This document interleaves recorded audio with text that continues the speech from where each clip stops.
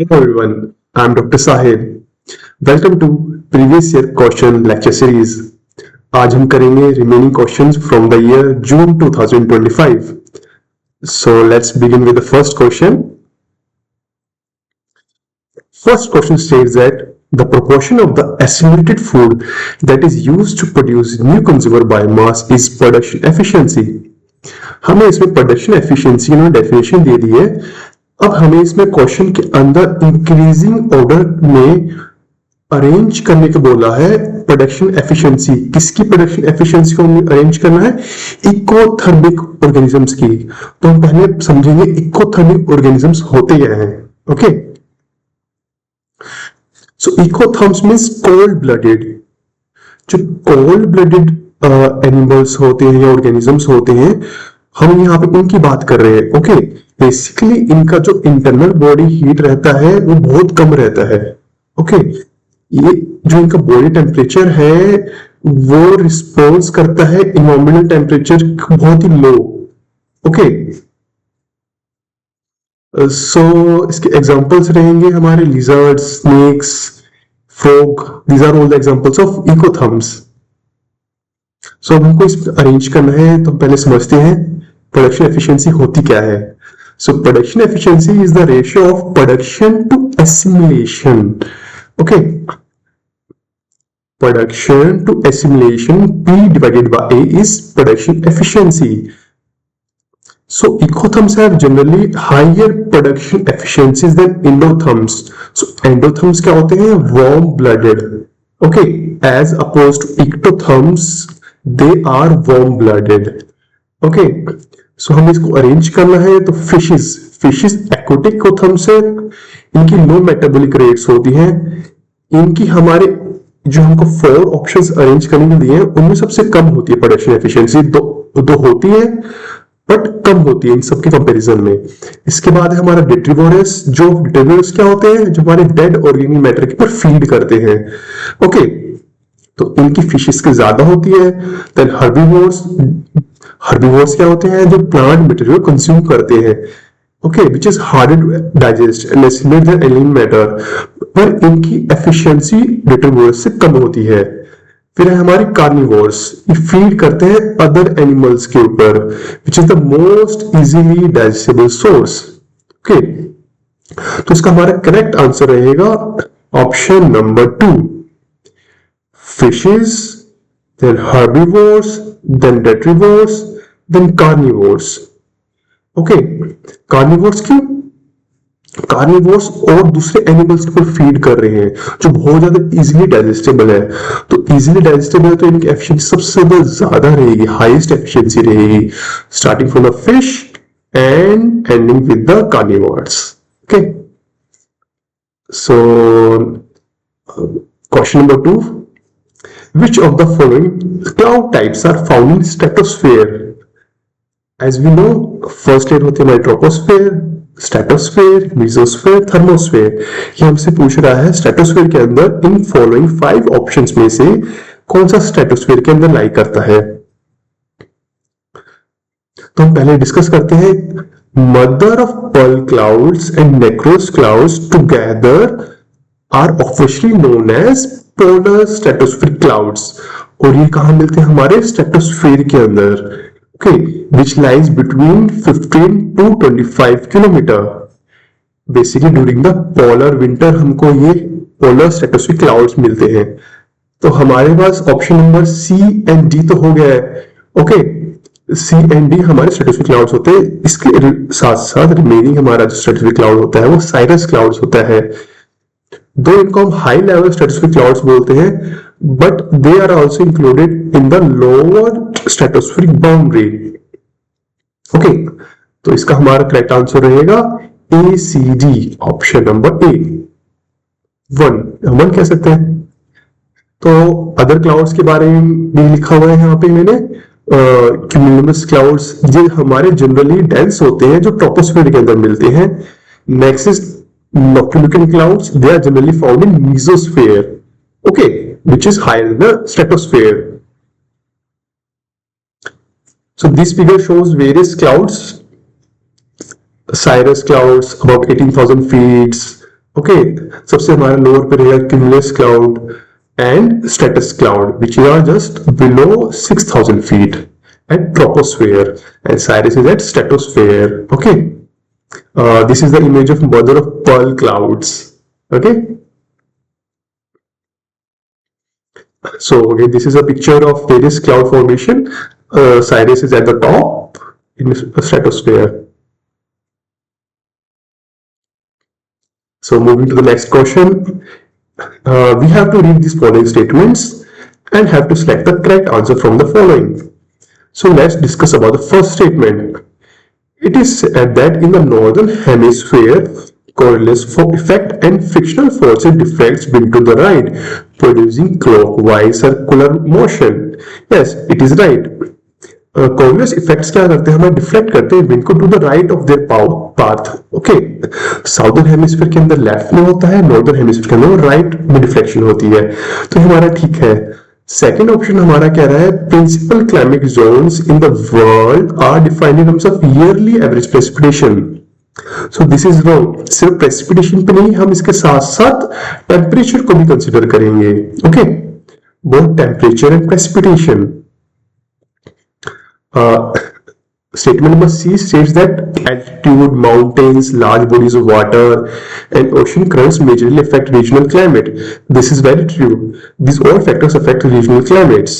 Okay, these are fundamental geography that controls the regional climate. Statement D states that negative values of Southern Oscillation Regional Climate Index are usually associated with El Nino events. Very true. जो negative values होती है हमारे southern, वो इसी के साथ related होती है. Okay, sustained negative values of the SOI are indicative of El Nino events which are characterized by the warming of the central and eastern tropical Pacific. Okay, warming होती है हमारी सेंट्रल ईस्टर्न ट्रॉपिकल पैसिफिक में. और ला Neena effect क्या कहता है हमारा? It refers to the cold phase of the ENSO cycle. Okay, हमको पता लग गया ला नीना कोल्ड फेज है, एल नीना वार्म फेज है. सो हमको ई ऑप्शन में क्या कह रहा है? El La Nina refers to the times when tropical Pacific is warmer than normal. No, it is colder. So E हमारा यहाँ पे रॉन्ग हो जाएगा ऑप्शन. सो करेक्ट ऑप्शन रहेगा हमारा 1. Okay, which is A B C D. This will be the right answer. So next question is related to the numerical.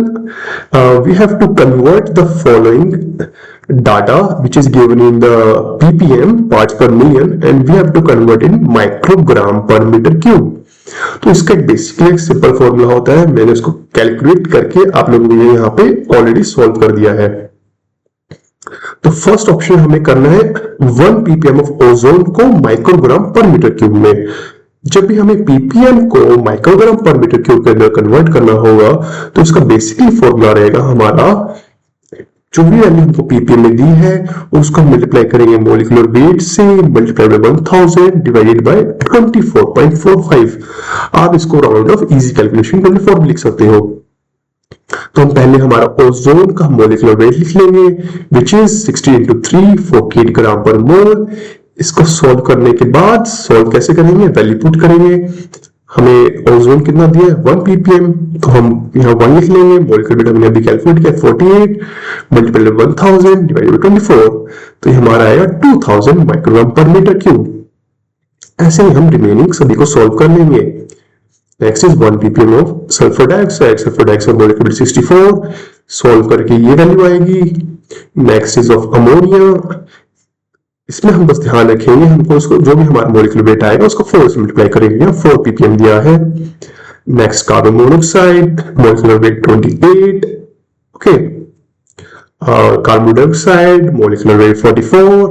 अब हमको इसको हमने ऐसे कैलकुलेट कर दिया है. अब इसको इंक्रीजिंग ऑर्डर में हमें अरेंज करना है. सबसे कम रहेगा हमारा कार्बन मोनोऑक्साइड का, सबसे ज्यादा रहेगा अमोनिया का. अब यहाँ पे जो भी हमारे ऑप्शंस रहेंगे उनमें से कहीं पे भी ये वाला ऑप्शंस नहीं है इंक्रीजिंग ऑर्डर के अंदर. ओके, तो इस क्वेश्चन को ड्रॉप कर दिया गया था.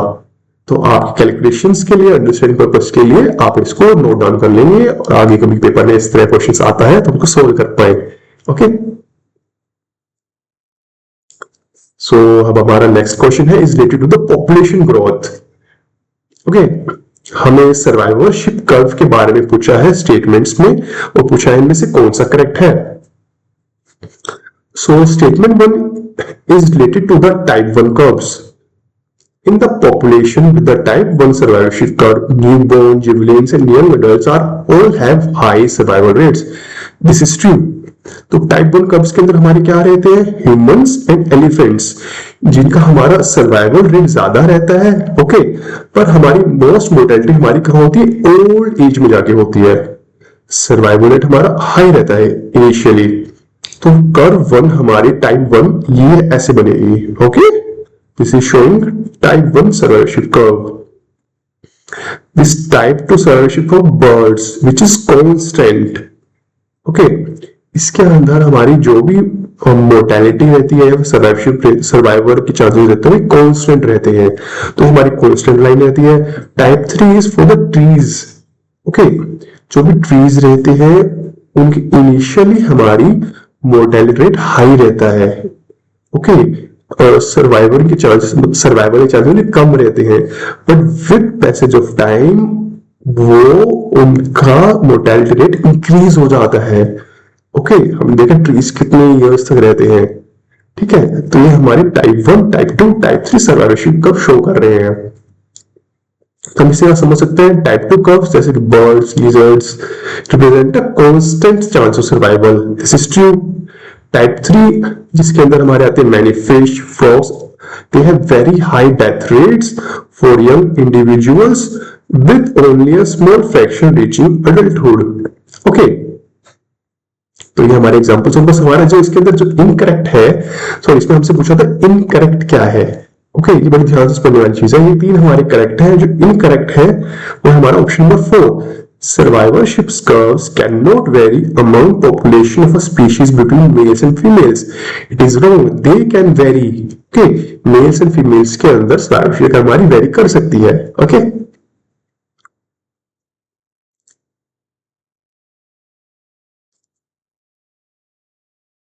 So our next question is related to the match the following. इसमें कुछ टर्म्स दिए, corner depression, piezometric surface, artesian well, confined water. हमें इसे मैच करना है with the correct definition. So okay, first one is pressure is enough to allow free flow of water above ground. This is the definition of artesian well. Artesian well के अंदर हमारा pressure enough होता है जिससे हमारा water above ground free flow कर सकता है। Okay, so it can flow freely. So artificial well क्या होते हैं हमारे बेसिकली जिसके अंदर हमारा वाटर हमारे कन्फाइंड एक्विफर के अंदर रहता है। ओके, कन्फाइंड एक्विफर क्या होते हैं, जो भी हमारे टू इम्परमेबल रॉक्स के अंदर रहता है, कन्फाइंड रहता है, वो हमारा होता है कन्फाइंड एक्विफर। इस तरह से जब हमारा वाटर फ्रीली फ्लो करता है वो होता है हमारा artesian well. Okay, next is water is withdrawn faster than its replenishment. जब हमारा वाटर जल्दी जल्दी रिप्लेश नहीं हो पा रहा है, ओके, हम विड्रॉ ज्यादा कर रहे हैं, तो कॉर्न ऑफ डिप्रेशन बन जाती है। कैसे बन जाती है, दिस इज, ये हमें दिखा रहा है हम पानी को हम ज्यादा एक्सट्रैक्ट कर रहे हैं बट तो ज्यादा रिप्लेनिश नहीं हो पा रहा है, तो यहाँ पे एक डिप्रेशन बन जाती है। This is known as cone of depression. Okay, so next is elevation to which water rises in the aquifer. This is known as piezometric surface. It is an imaginary level representing the total pressure of a groundwater in a confined aquifer. It indicates the height to which water would rise in a well drilled into that aquifer. Okay, एक imaginary हमारी level होता है। Next is zone water between aquifers. जो aquifers के अंदर जो zone होता है उसको बोलते हैं confined water. Okay, it is a body of groundwater that is trapped between two impermeable layers known as aquifers. तो हम इसको मैच करेंगे तो A का 3 B का 1, A का 3 B का 1 सिर्फ हमारे A के ऑप्शन में है। This is option number 2। तो हमारे यहां से हो गया इसलिए क्वेश्चन। अब नेक्स्ट क्वेश्चन में चलते हैं। इसमें हमें पूछा है पैरासाइट्स की डेफिनेशन के बारे में। हम पैरासाइट्स और इक्टोपैरासाइट के बारे में पूछ रहे हैं, हमें बताने में से कौन सी स्टेटमेंट्स करेक्ट है। सो हेमीपैरासाइट्स होते क्या है? इसका एग्जांपल रहेगा हमारा मिसलटोए जो एक्सट्रैक्ट करते हैं वाटर एंड मिनरल न्यूट्रिएंट्स को from the host plant that has green leaves and can also perform photosynthesis. Okay, जब फोटोसिंथेसिस कर पा रहे हैं तो अपना कार्बोहाइड्रेट्स खुद बना सकते हैं। तो hemiparasaits can extract water and minerals. This is true. They have green leaves and can photosynthesize. This is also true. And option number C says that hemiparasites do not rely exclusively on the host for carbohydrates. This is also true because they can produce their own carbohydrates, so they do not rely. This is right. Corn smut fungus is an example of ectoparasite. This is also true. This is an example of ectoparasite. Ectoparasites क्या होते हैं? वो होते हैं that parasite that lives on the outside of a host. जो host के outside में रहते हैं वो होते हैं हमारे ecto. ओके, तो हमारा ऑप्शन नंबर ई में पूछ रहा है that they do not have ease of dispersal environment. This is wrong. They have often mechanisms for easy dispersal such as spores. Okay. Spores में जैसे फंगाई हमारे ये एक इजीली डिस्पर्स हो पाते हैं। ओके, इसका हमारा करेक्ट ऑप्शन रहेगा A B C D, option number 3। So moving to the next question, this is about the principle of absolute liability. It has asked, ये हमारा जो प्रिंसिपल है किस लैंडमार्क केस के अंदर स्टार्ट हुआ था? ओके, सो इसका आंसर रहेगा MC Mehta versus union of India oil and gas leak case of 1987। तो ये हमारा केस रहा था जो एक लैंडमार्क जजमेंट था by the supreme court held that an enterprise engaged in a hazardous or inherently dangerous industry owes an absolute and non-delegable duty to the community to ensure that no harm results to anyone। ये बहुत ही strict rule था जिसके अंदर कोई भी exceptions नहीं रहेंगी और कोई भी कंपेंसेशंस के आपको मैंडेट है विक्टिम्स को कंपेंसेशन देना, एक मैंडेट कर दिया है इसके अंदर। Okay, it is mandatory. So correct answer will be option number 3। तो अभी इस नेक्स्ट क्वेश्चन के अंदर हमसे पूछा है सोइल टाइप और उसके मेजर कैरेक्टरिस्टिक्स के बारे में। सो वर्टिसोल्स, हिस्टोसोल्स, एंटीसोल्स, एंडीसोल्स। तो हम पहले एक करते पढ़ते हैं, बहुत इजी है, आप इसको समझ के याद करेंगे, बहुत आसानी से याद हो जाएंगे और ये आजकल नेट में फ्रिक्वेंटली क्वेश्चंस आने लगे हैं, so it is important. So first is vertisols. Vertisols वो होते हैं जो हाई स्वेलिंग क्लेस होती है। ओके, इसके अंदर डीप क्रैक्स होते हैं इसके अंदर। ओके, तो क्या रहेंगे वर्टिसोल्स हमारे हाई स्वेलिंग क्लेस। हिस्टोसोल्स हमारे लिटिल प्रोफाइल डेवलपमेंट होता है इनके अंदर और इनके अंदर ऑर्गेनिक मैटर ज्यादा रहता है। कितना रहता है? Greater than 20%। ओके, एंटीसोल्स के अंदर लिटिल प्रोफाइल डेवलपमेंट होती है। ओके, एंडीसोल्स हमारे बनते हैं वोल्केनिक ऐश पे। वोल्केनिक ऐश पे क्या बनते हैं? एंडीसोल्स। तो याद रख लेंगे आप, एंडीसोल्स वोल्केनिक, इस तरह से आप याद रखेंगे तो उसका करेक्ट आंसर रहेगा वर्टिसोल्स। पहले हम चलो एंडीसोल्स से कर लेते हैं। एंडीसोल्स का करके देखते हैं। डी का टू सिर्फ एक में ही है, देखो आपका एक से ही हो गया है एंडीसोल्स, डी का 2। ओके, हम हमारे इसके लिए इंफॉर्मेशन के लिए हम कर लेते हैं वर्टिसोल्स हाई इन स्वेलिंग क्लेस, ए का 3, बी का 4 एंड सी का 1। ओके, तो इससे हमारा हो गया questions. Going to next question. हाँ, तो मैंने इसमें साथ में ही जितने भी डिफरेंट डेफिनेशंस हैं उनको मैंने यहाँ पे लिख दिया है। अगर आपको इसकी पीडीएफ चाहिए you can message me in the comment section. Okay, इसमें जेनिसोल्स के बारे में बताया है जो सोल्स विद परमाफ्रोस्ट है within 2 metre of the surface. Histosols हमारी ऑर्गेनिक सोल्स होती है। ओके, ऐसे एल्डीसोल्स होती हैं जो एरिड एनवायरमेंट्स के अंदर होते हैं। मोलिसोल्स हमारी ग्रासलैंड सोल्स होती हैं। ओके, तो आप इन सबको पढ़ लेंगे। सो नेक्स्ट क्वेश्चन हमें अरेंज करना है ईआई प्रोसेस को in order of execution. Okay, तो एग्जीक्यूशन के केस में हमारे स्टेप्स रहते हैं number 1 assessment, evaluation, mitigation, decision making and eight the last audit. Audit आप हमेशा लास्ट में ही करेंगे जब सारे प्रोसेस आपके पूरे हो जाएंगे। तो असेसमेंट क्या है? हमारे इनिशियल स्टेज है। इवैल्यूएशन हमारी सिग्निफिकेंट है और इससे हम value and significance and value को, आइडेंटिटी फैक्ट्स को इवेल्युएट कर सकते हैं यहाँ पे। ओके, इवेल्युएशन हो रही है। मिटिगेशन हम कुछ स्ट्रेटजीज बनाएंगे अवॉइड करने के लिए, मिनिमाइज करने के लिए और कंपेंसेट करने के लिए एडवर्स इफेक्ट्स को। ओके, फिर हमारा रहेगा डिसीजन मेकिंग स्टेप, फिर audit at the last. Okay, basically हमारे 7 की स्टेप्स होते हैं ईआईए के अंदर: screening, scoping, baseline data collection, impact prediction analysis, mitigation management, EI reporting and review and decision making followed by monitoring. So इसका हमारा correct answer रहेगा assessment के बाद इवैल्यूएशन, ADECB। सो इसका रहेगा option number 1। Okay, so next question हमारा related to the nuclear power plants. हमें इसमें से इनकरेक्ट ऑप्शन को सिलेक्ट करना है। तो जो हमारा इसमें इनकरेक्ट है वो ऑप्शन नंबर 2 है। क्यों है ये? इसमें लिखा है control rods are made from graphite in fusion reactors. No, control rods are made from neutron absorbing materials like boron, cadmium, hafnium. Okay, ये क्या करता है? हमारा फ्यूजन रिएक्टर कंट्रोल करता है। और जो हमारा ग्रेफाइट है, ग्रेफाइट हमारे एक मॉडरेटर के लिए काम करता है। मॉडरेटर क्या करता है? न्यूट्रॉन्स को स्लो डाउन करता है। ओके, तो बाकी हमारे रिमेनिंग 3 ऑप्शंस करेक्ट है।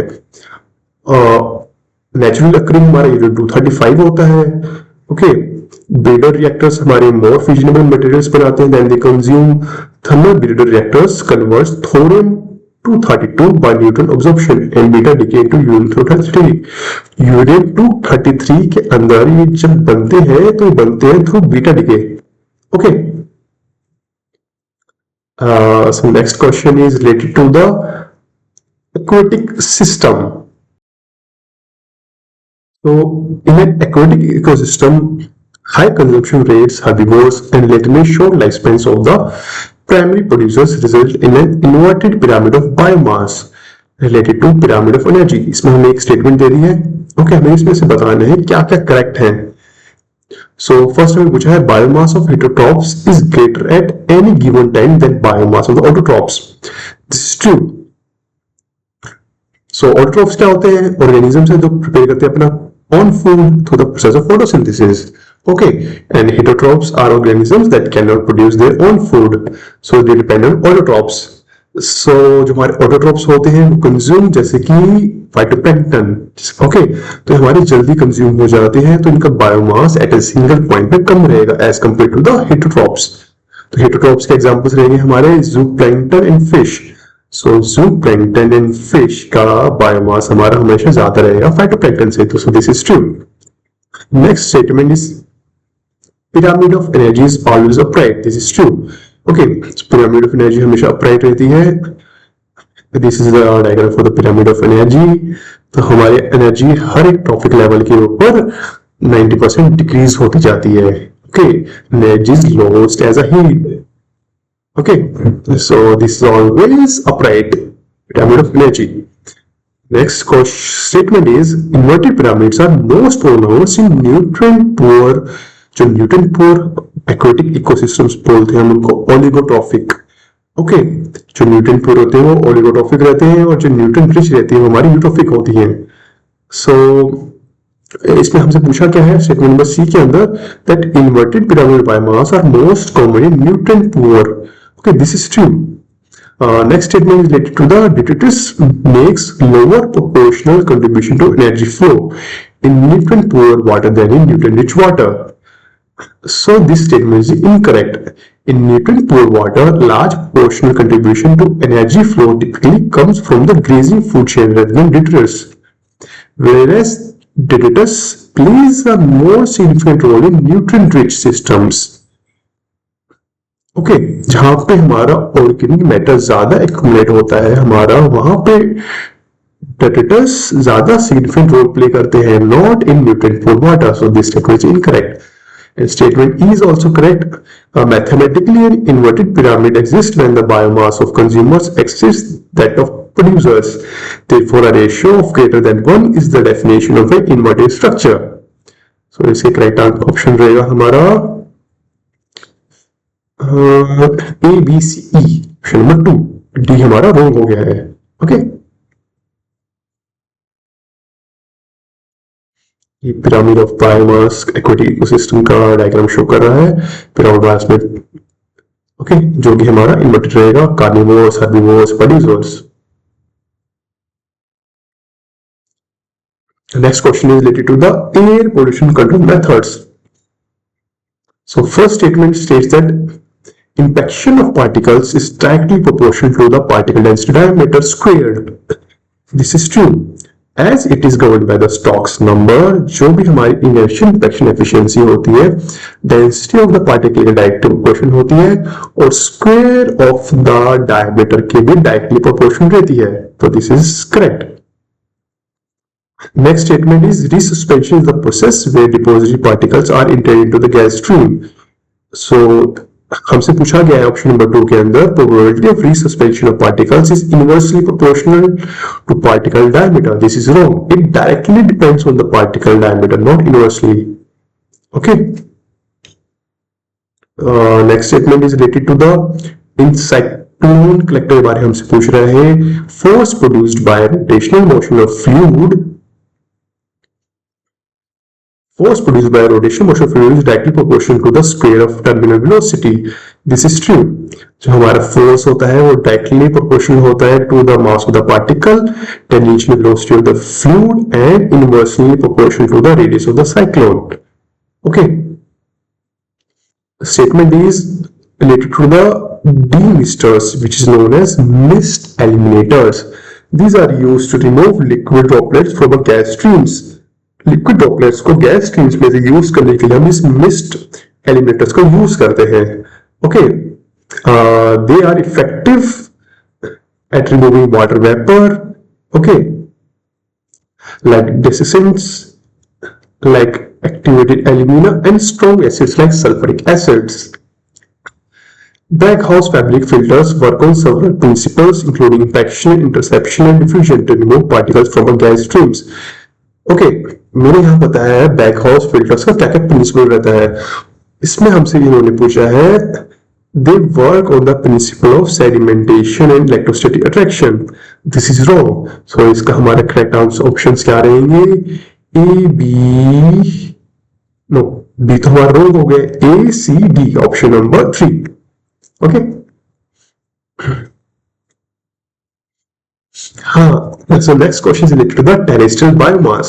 हमको प्राइमरी प्रोडक्टिविटी को डिक्रीजिंग ऑर्डर में अरेंज करना है। सबसे कम हमारी प्राइमरी प्रोडक्टिविटी रहेगी बोरियल फॉरेस्ट की। तो नेट प्राइमरी प्रोडक्टिविटी होती क्या है? It is a rate at which plants in an ecosystem produce net useful energy which is typically measured in grams of dry organic matter per square metre year. So the global average net primary productivity is highest in tropical forest due to high temperatures, abundant rainfall, intensity, sunlight। हमें पता है सबसे ज्यादा हमारी productivity tropical forest के अंदर रहती है। ओके, उसके बाद फिर हमारा आएगा टेम्परेट फॉरेस्ट, फिर आएंगे हमारे temperate grasslands, then agriculture and crops. Okay, boreal forest में सबसे कम लोएस्ट प्रोडक्टिविटी होती है क्योंकि वहां पे हमारा कोल्ड टेम्परेचर रहते हैं और शॉर्ट ग्रोइंग सीजन होते हैं। सो इसको अब हम अरेंज करें तो सबसे पहले हम कर लेंगे हमारा tropical forest C first A last. तो ये हमारा 3 में है। ओके, सी के बाद हमारा आ जाएगा ट्रॉपिकल फॉरेस्ट के बाद आ जाएगा हमारा temperate forest C D B E A. तो ये हमारा है ऑप्शन नंबर 2।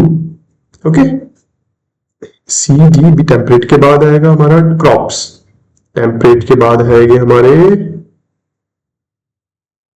क्रॉप्स। ठीक है, डी टेम्परेट ग्रासलैंड क्रॉप्स, बिल्कुल ठीक है ये। Okay, so option number 2 is the right answer, C D B E A. So next question related the chi-square test. हमें इसको कैलकुलेशंस जो हम करते हैं chi-square टेस्ट की स्टैटिस्टिक्स के अंदर स्टेप्स पूछे हैं इसके अंदर। ओके, तो हम कैसे कैलकुलेट करते हैं? It is a method to determine if there is significant difference between observed categorical data and expected data. 2 data होते हैं, एक ऑब्जर्व्ड होता है हमारा, एक एक्सपेक्टेड होता है, ओ एंड ई। तो इसके अंदर हम रिलेशनशिप को मेजर करते हैं इसके अंदर। तो पहला पॉइंट क्या रहेगा हमारा, हम पहले टेबलेट डाटा को बनाएंगे कॉन्टिजेंसी टेबल के अंदर। ओके, उसके अंदर ऑर्गेनाइज करेंगे ऑब्जर्व फ्रीक्वेंसीज को, फिर हम उसके अंदर से कैलकुलेट करेंगे सेल फ्रीक्वेंसीज को। नेक्स्ट में हम करेंगे काई स्क्वायर स्टैटिक्स की वैल्यू को हम कैलकुलेट करेंगे। इसका फॉर्मूला रहता है हमारा ये summation of O I minus E I का square divide by E I. O क्या है हमारा ऑब्जर्व वैल्यू, ई क्या है एक्सपेक्टेड वैल्यू, इनके बीच में हमको रिलेशन देखना होता है। इस फर्स्ट स्टेप में हम करेंगे डिग्री ऑफ फ्रीडम को एक्सेस करेंगे। फिर नेक्स्ट स्टेप में हम कंपेयर करेंगे कैलकुलेटेड वैल्यू को विद क्रिटिकल वैल्यू और उसके अकॉर्डिंग हम डिसीजन लेंगे। ओके, सो करेक्ट ऑर्डर रहेगा हमारा D B A C E. This is option fourth. Okay,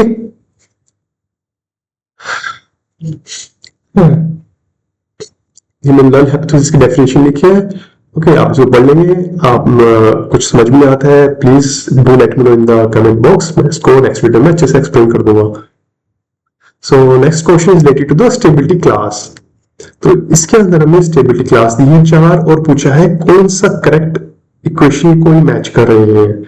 तो फर्स्ट हम पढ़ते हैं लैब स्टेट होता क्या है। लैब स्टेट क्या है हमारा, जब भी हमारा टेम्परेचर डिक्रीज होता है with increasing altitude at the 6.5 degree Celsius. Okay, so first condition हमें दी है y हमें सिंबल दिया और ys दिया है। y क्या दिखा रहा है हमें इन्वायरमेंटल लैब स्टेट, ys दिखा रहा है हमारा सैचुरेटेड एडियाबेटिक लैब स्टेट। जब भी हमारा ELR is less than SCLR ये हमारी कंडीशन रहेगी स्टेबल की। स्टेबल सिस्टम होता है हमारा। और जब हमारा इन्वायरमेंटल लैब स्टेट ग्रेटर हो जाता है ड्राई एडियाबेटिक लैब स्टेट तो हमारे हो जाती है unstable. Okay, this one is for stable, this one is for unstable. और जब इक्वल हो जाएगा तो हमारा ड्राई न्यूट्रल हो जाता है। ओके, अब इसके अंदर हमारे इन्वायरमेंटल लैब स्टेट को इन बिटवीन रखा है सैचुरेटेड और ड्राई के बीच में। तो ये हमारी किस चीज की कंडीशन हो जाती है, कंडीशनली अनस्टेबल की। ओके, जब सैचुरेटेड और ड्राई के बीच में हमारा इन्वायरमेंटल लैब स्टेट आता है तो हमारा कंडीशनली अनस्टेबल होता है। सो इसका करेक्ट ऑप्शन रहेगा ये हमारा लेस देन है एब्सोल्यूट ए का 3। ओके, ए का 3, बी का 1। So this will be right answer. A का 3, बी का 1, सी का 4 and D ka 2. This is the right answer. Option number 3.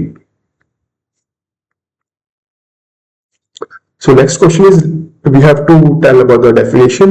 Fill in the blanks. The solid organic fraction of dash are mainly derived from lower plants lacking lignocellulosic tissues. So ये हमारा रहता है bituminous shells. तो इनको also कहते हैं oily shells. These are sedimentary rocks containing organic matter जैसे कि कैरोजन। ओके, इनको मेनली ड्राइव करते हैं एल्गी से एंड अदर लोअर प्लांट से। ओके, तो इसका आंसर रहेगा हमारा ऑप्शन नंबर 2। हाँ, नेक्स्ट क्वेश्चन हमसे पूछा है which of the following is not true for composting of waste. इनमें से कौन सा ट्रू नहीं है। तो हमारा ऑप्शन नंबर 1 ट्रू नहीं रहेगा। मॉइस्चर हमेशा प्रेजेंट रहता है। ओके, कंपोस्टिंग के लिए हमें अराउंड 40 to 60% मॉइस्चर होता है जो हम ऑप्टिमम 45% वैल्यू लेके चलते हैं। बाकी अदर रिमेनिंग 3 ऑप्शंस करेक्ट है। Particle size less than 5 centimetre होना चाहिए। कंपोस्ट हमारी हमेशा मॉइस्चर होल्डिंग कैपेसिटी को इंक्रीज ही करेगा और carbon to nitrogen ratio 20 to 25 to 1 होना चाहिए। ओके, CN रेशियो बताया है जो कि इंपॉर्टेंट है for composting of waste. So next question is related to the open system. Question says that in an open system, which of the following does not partition between the gas and aqueous phase? जो इनमें से जो partition नहीं करता है between the gas and aqueous phase वो है हमारा phosphoric acid. Okay, because it is a non volatile substance with a very low vapour pressure. जो हमारे अदर 3 है gases carbon dioxide, ammonia and hydrogen sulphide, they are soluble in water. Okay, ये water में soluble है तो easily ये partition करते हैं between the gas and aqueous phase in an open system. तो हमारा करेक्ट आंसर रहेगा option number 3 H3PO4. Next is which of the following is not an element and component of hazard and risk assessment of waste. तो इनमें से hazard and risk assessment का component पूछ रहे हैं जो नहीं है। तो हमारा जो नहीं है वो रहेगा reduction in use of hazardous substances। हम इसमें रिड्यूस नहीं कर रहे हैं, हम सिर्फ आइडेंटिफाई कर रहे हैं। ओके, रिस्क असेसमेंट है ये, तो प्रोसेस नॉलेज एंड डॉक्यूमेंटेशन होगी, प्रोसेस इक्विपमेंट इंटीग्रिटी होगी, code standards laws and practice का यूज करेंगे, हम प्रिडिक्शन ही करेंगे। ओके, सो नेक्स्ट क्वेश्चन हमें मैच करना है various diseases and immediate class. So first is waterborne diseases. So these are diseases which are transmitted by drinking contaminated water. जो पानी contaminate हो गया है तो उसका एग्जांपल रहेगा हमारा typhoid, is a waterborne diseases. वो वाटर बेस्ड डिजीजेस हमारे का एग्जांपल रहेगा येलो फीवर, जो कि हमारे एक मॉस्किटो बोर्न डिजीज है, विच इज मॉस्किटो बोर्न का मतलब हो गया उससे वाटर से रिलेट कर पा रहे हैं हम।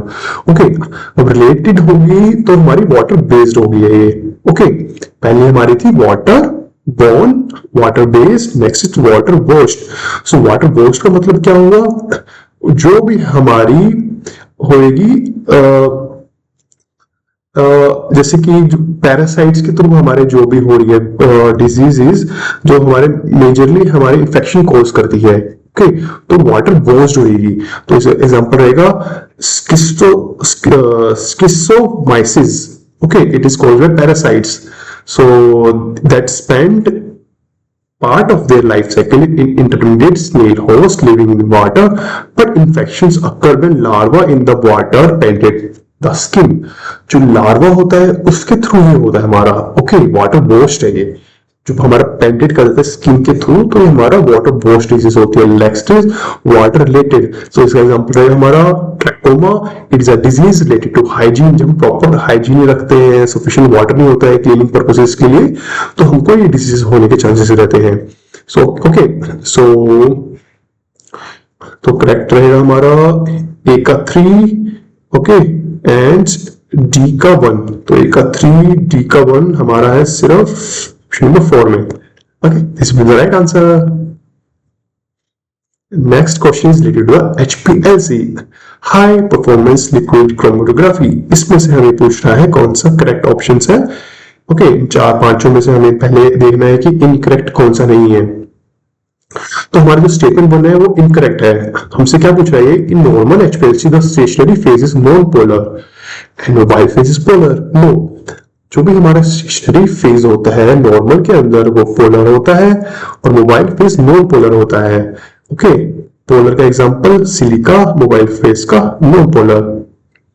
ओके, और हमारा अगर यही हमारा रिवर्स फेज होता, नॉर्मल फेज के अंदर हमारा स्टेशनरी फेज है नॉन पोलर, हमारा रिवर्स फेज के अंदर स्टेशनरी फेज रहता है हमारा क्या, नॉन पोलर। तो ये हमारा करेक्ट डेफिनेशन हो जाती है रिवर्स फेज की। ओके, तो statement B is also correct. In normal phase less polar compounds elute first and increasing the polarity of the mobile phase which reduces the retention time. Statement C is also correct. In reverse phase HPLC the stationary phase is non polar as I told you now, and the mobile phase is polar. Okay, statement D is correct. Isochromatic dilution means the composition and therefore the polarity of the mobile phase remains constant throughout the run। constant रहती है हमारी mobile phase के अंदर polarity। So and option statement E is also correct. Resolution depends on the balance of intermolecular forces, example adsorption participation between the analyte mobile phase and stationary phase। So हम बस A को exclude कर देंगे, जहां पे भी A है excludes। Okay, तो हमारा रह जाएगा option number 3 BCDE। This is the right answer. So next question we have to match the following between the national park and कौन सी रिवर पे सिचुएटेड है। So Dudhwa is located in the Uttar Pradesh on the Sharda River। Okay, it is also known as the Mahakali, which flows along the boundary of the Dudhwa Tiger Reserve. It is in Uttar Pradesh.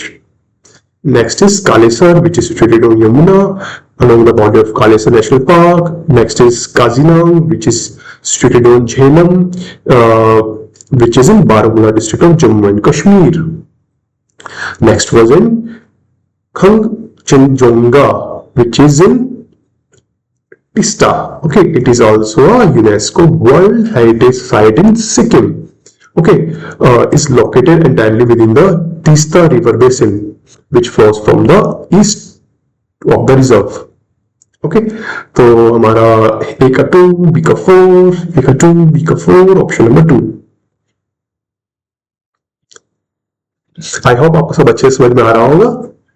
हम चलते हैं हम next question की तरफ। हाँ, अब इसमें हमें बतानी है ways of expressing probabilities. Okay, और पूछा है हमसे सिचुएशंस एक्सप्रेसिंग प्रोबेबिलिटीज को मैच करना है। तो पहले पता होना चाहिए डेसिमल नोटेशंस होते क्या है। डेसिमल नोटेशंस हमारे बेसिकली यूज होते हैं कंपटीशन के अंदर। सो डेसिमल से हम समझ सकते हैं जैसे कि एग्जांपल 0.5, 0.25, 0.75, ओके, कुछ भी हो सकते हैं। तो हमारा होता है कंपटीशन के अंदर, मैथमेटिकल कंपटीशन के अंदर। साइंटिफिक नोटेशंस हमारे रहते हैं लो प्रोबेबिलिटीज के लिए। ओके, जहां पे भी हमारी लो प्रोबेबिलिटीज रहेंगी वहां पे हम साइंटिफिक नोटेशन यूज करेंगे। Example 3 into 10 to power minus 8। ओके, परसेंटेज हमारे किस में होती है? कन्वर्जन पर्पसेस के लिए। These are frequently expressed as percentage 0% to 100% for ease of conversion from decimals. For example 0.75 को हम कन्वर्ट कर लेंगे 75% में। ओके, तो हम जब डेसिमल को परसेंटेज में कन्वर्ट करते हैं तो ये हमारा इजीली हो जाती है हमारी data calculation. Next, pictorial form is related to the random variables. Visual representations like charts, histograms, graphs, they help in displaying the probability distribution of random variables. Okay. So इसका करेक्ट आंसर रहेगा ए का 3, B का 4 and D का 1, ए का 3, B का 4, D का 1, ये रहा। Okay, option number 2। So next question is related to the noise. We have to choose the correct mathematical expression related to noise. तो हमें इसमें दिया है साउंड पावर के बारे में पूछा है, साउंड पावर है, फ्रीक्वेंसी रिलेशन पूछा है, स्पीड ऑफ साउंड पूछा है। ओके, तो ये सारा डाटा मैंने यहाँ पे आपको प्रोवाइड कर दिया गया है। इस सोर्स में से सारा डाटा लिया गया है और इससे हम अच्छे से समझ सकते हैं। ओके, तो फर्स्ट हमसे पूछा है इन्होंने साउंड पावर की equation. Sound power is equal to intensity into area. So sound power हम क्या होता है हमारा? साउंड पावर के लिए W को इंटरनोट करते हैं, ठीक है। So sound intensity is another important term which is used to measure sound. It is defined as the power averaged over the time per unit area normal to the direction of the propagation of the sound wave. हम intensity को और power average को link कर सकते हैं। तो intensity is denoted by I, W is power of sound in words, I is equal to W by A. ये क्या है? Unit area. अब जब ए ओवर जाएगा तो डब्ल्यू इज इक्वल टू में आई इंटू ए। तो इन्होंने बस यही पूछा है, तो option number A is correct. So next is sound period and frequency are inversely related. Yes, they are inversely related. How? Period क्या होता है? जो भी सक्सेसिव पीक्स और ट्राउफ्स ऑफ ऑसिलेशन के बीच में जो टाइम होता है, पीक्स एंड ट्राउफ्स के बीच में होता है, वो हमारा होता है पीरियड। और वो ही इनवर्स होता है जब हम नंबर ऑफ टाइम्स एक पीक के अंदर कैलकुलेट करते हैं in 1 second, is known as frequency. So P is equals to 1/f, so they are inversely related. So next is speed of sound in air. C is equal to 2.05 temperature square. So this is wrong. C को हम calculate करते हैं velocity of sound wave in meter per second 20.05 into में under root of t. Okay, ये हमारा ठीक रहेगा। अगर अंडर रूट ऑफ t रहता तो यहाँ स्क्वायर है तो हमारा गलत हो जाएगा। नेक्स्ट में हमें पूछा है L is equals to 10 log reference quantity by reference quantity, ये हमारा ठीक रहता है। ओके, L को कैलकुलेट करने का यही हमारे पास होता है। Next is sound intensity. Sound intensity is further related to RMS, sound pressure of the equation. RMS क्या है? Root mean square sound pressure. इसको हम कैलकुलेट करते हैं पास्कल में। सो I is equals to PRMS square divided by density into C. रो क्या है? Density of air और medium in which sound wave is travelling. हमारी जो भी साउंड वेव किसी मीडियम में ट्रेवल कर रही है तो उसकी जो डेंसिटी है वो हमारी kg पर मीटर क्यूब में, जिसको हमने डिनोट किया है रो से। सी क्या है? Velocity of sound. इसका हमने भी कैलकुलेट किया है, फॉर्मूला चेक किया है। सो इसका करेक्ट इक्वेशन रहेगी I equals to PRMS square divided by rho into C. हम चेक करते हैं ऑप्शन में क्या दिया है, यही एग्जैक्टली इक्वेशन दी गई है यहाँ पे भी, तो हमारा सिर्फ गलत है इसके अंदर सी, तो हमारा करेक्ट आंसर रहेगा ABDE। So third will be the correct answer. I hope आपके लिए कंटेंट काफी यूजफुल रहा हो। अगर आपको कोई भी क्वेरीज आते हैं please do text me. Thank you.